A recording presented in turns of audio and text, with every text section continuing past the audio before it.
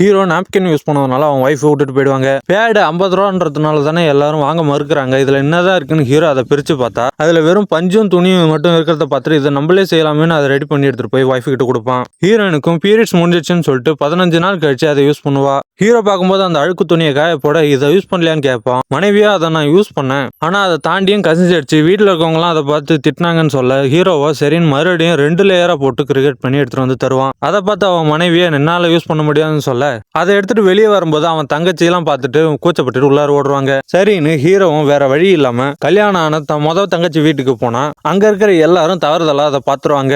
அதை பார்த்து தங்கச்சியா அசிங்கப்பட்டுட்டு அழுதுகிட்டே வீட்டுக்கு வந்துருவா. அதை பார்த்து வீட்டுல இருக்கவங்க எல்லாரும் திட்டினாலும் ஹீரோவுக்கு புதுசா உருவாக்கண்ட யாருக்கிட்டயாச்சும் கொடுத்து சோதிச்சு பார்க்கணும்னு யோசிப்பான். அதனால கோயில் குளம் நிறைய பொண்ணுங்களை பார்த்து யாருக்கிட்ட கேட்கலாம்னு யோசிக்க சரி மெடிக்கல்ல படிக்கிறவங்க கிட்ட கொடுத்தா கரெக்டா இருக்கும்னு மெடிக்கல் காலேஜ் பொண்ணுங்க கிட்ட கொடுப்பான். ஆனா அவங்களும் லோக்கல்ல கொடுக்குறவன் நம்பி எல்லாம் யூஸ் பண்ணி ஏதாச்சும் ஆயிடுச்சுன்னு சொல்லிட்டு யூஸ் பண்ண மாட்டாங்க. அதுல ஒரு பொண்ணு மட்டும் யூஸ் பண்ணாம எல்லாத்துக்கும் ஃபீட்பேக் எழுத அதை ஹீரோவை வந்து பாத்துருவான். அந்த நேரத்துல தான் பக்கத்து வீட்டுல ஒரு பொண்ணு வயசுக்கு வர ஹீரோ ரகசியமா போய் கேட்கலான்னு போனா அது எல்லாருக்கும் தெரிஞ்சு அசிங்கப்பட்டுட்டு அவங்க அம்மாவும் தங்கச்சியும் அவனை விட்டுட்டே போயிடுவாங்க. அவன் ஒய்ஃபோ எதா இருந்தாலும் நானே யூஸ் பண்ணிட்டு ஃபீட்பேக் கொடுக்குறேன், யாருக்கிட்டையும் கேட்காதீங்கன்னு அழுதுகிட்டே சத்தியம் வாங்கிக்குவா. வெளியே போனவன் தங்கச்சியை கூப்பிட்டாலும் வரமாட்டேன்ட்டாங்க. ஊர்ல இருக்கவங்களும் அவனை மதிக்க மாட்டேங்கிறாங்க. 15 நாள் கழிச்சு பீரியட்ஸ் வந்தவொடனே அவன் ஒய்ஃப் யூஸ் பண்ணிட்டு தோல்வி அடைஞ்சிருச்சுன்னு சொல்றா. ஹீரோவா அது எந்த மாதிரி விஷயம் தான் உணரணும்னு சொல்லிட்டு ஆட்டு ரத்தத்தையும் ஒரு பலூனையும் வாங்கிக்குவான். அதை போட்டுக்கிட்டு உக்காந்தா ப்ளீடிங் ஆகிற மாதிரி ரெடி பண்ணி 5 லேயர் வச்ச பேடையும் போட்டுக்குவான். கொஞ்ச நேரம் ப்ளீடிங் ஆகாம ஊருக்குள்ளார போகும்போது ப்ளீடிங் ஆகும்போது அதை பார்த்த ஹீரோவை பதறி அடிச்சுட்டு போய் தண்ணியில குதிச்சிருவான். அதை பார்த்து ஊரே அவனை தப்பா பேச அவன் பொண்டாட்டியும் அவனை விட்டுட்டு போயிடுவாங்க.